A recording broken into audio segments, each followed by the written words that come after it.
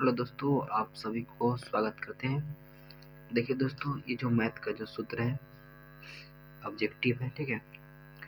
ये ये कहता है कि बिंदु -8.6 का किस पद में होगा। तो दोस्तों इसका जो आंसर होगा द्वितीय।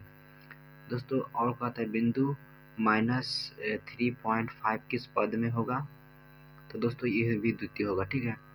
अब ये है कि बिंदु 4.3 किस चतुर्थांश में होगा। तो दोस्तों इस चतुर्थ में होगा, ठीक है। दोस्तों अब कहता है कि -3, -5 किस पाद में होगा। तो तृतीय में होगा, ठीक है। अब ये -12 किस पाद में होगा। तो तृतीय में होगा। अब बिंदु 2,3 स्थित है, ये दोस्तों प्रथम है, ठीक है। दोस्तों ये अब ऑब्जेक्टिव जो क्वेश्चन है बहुत इंपॉर्टेंट है।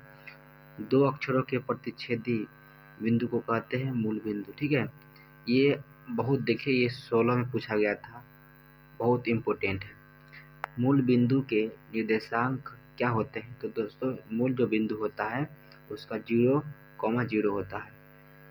किसी बिंदु के एक, दोस्तों ये क्वेश्चन देखिएगा, किसी बिंदु की एक अक्ष से दूरी क्या कहलाती है। दोस्तों कोटि कहते हैं। -4, 10 के भुज का मान होता है -4, ठीक है। आप कहता है यहाँ कि बिंदु 6,10 की कोटि होता है तो 10, ठीक है। कार्तीय तल से में स्थित किसी बिंदु 4, -5 की कोटि का मान होगा। तो दोस्तों कितना होगा, -5 ही होगा। अब यहाँ ये देखिए, कार्तीय तल में स्थित किसी बिंदु की 3, -4 की कोटि का मान होगा तो -4 होगा। दोस्तों थोड़ा इसको नीचे कर देते हैं ताकि आप लोगों को सही से दिख सके। अब देखिए दोस्तों, ये यहाँ देखिए कि y अक्ष पर किसी बिंदु के निर्देशांक किस रूप में होते हैं। तो y 0, y होता है, ठीक है। अब यहाँ कहता है कि एक अक्ष पर किसी बिंदु के निर्देशांक किस रूप में होता है। तो x, 0 होता है। यदि किसी बिंदु को x, b, c और c, a से बने त्रिभुज का केंद्र मूल बिंदु हो तो 3a² plus b² a² plus aq plus bq plus c बराबर होता है abc, तो 3abc, ठीक है। y अक्ष से बिंदु 3,5 की दूरी होगी तो 3 होगा। दोस्तों थोड़ा लंबा हो सकता है लेकिन ऑब्जेक्टिव सही है, इसको याद कर लिएगा तो आ जाएगा परीक्षा में। किसी बिंदु 8.3 एवं 4,0 के बीच की दूरी कितना होगा। तो 5 इकाई होगा।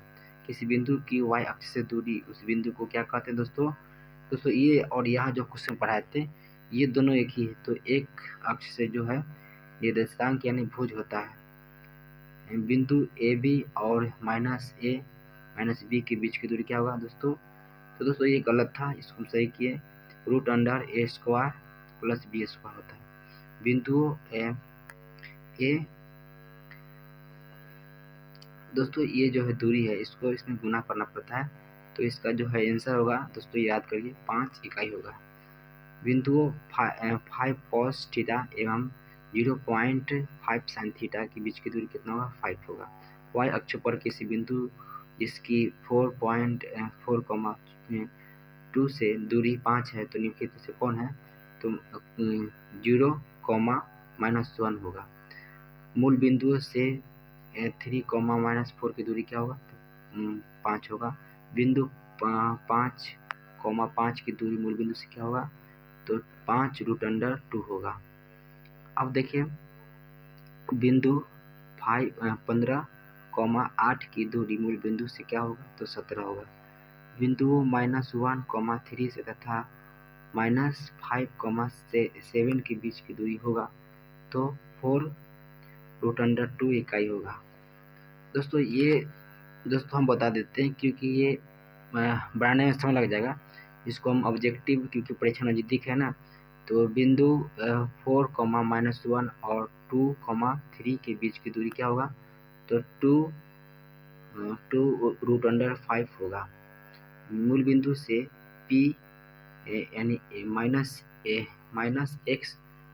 y की दूरी क्या होगा?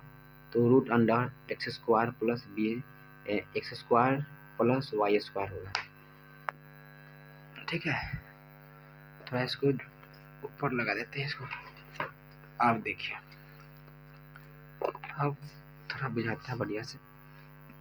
ओके, ये कर दिए। अब एक एक्सेस पर अब देखिए बिंदु है 3, 2 और -3, 2 को अवस्थित है। तो दोस्तों क्या है? एक अक्ष के ओर। ठीक है, अब देखिए यहाँ कि बिंदु 5, 2 और 9, 5 के बीच की दूरी क्या होगा? तो 5 ही होगा। दोस्तों ये जो ऑब्जेक्टिव है इसको याद करिए और थोड़ा इसको नीचा कर देते हैं ताकि आप लोग को थोड़ा सही दिख सके। ठीक है, ये देखिए इसको कॉपी को थोड़ा कहते हैं। मूल बिंदु से y अक्ष, दोस्तों देखिए यहाँ पर मूल बिंदु से x, y की दूरी होगा तो x² प्लस y²। अब देखिए बिंदु 2, 3 की दूरी मूल बिंदु से कितनी होगी? तो √13 होगा। दोस्तों अब ये क्या है?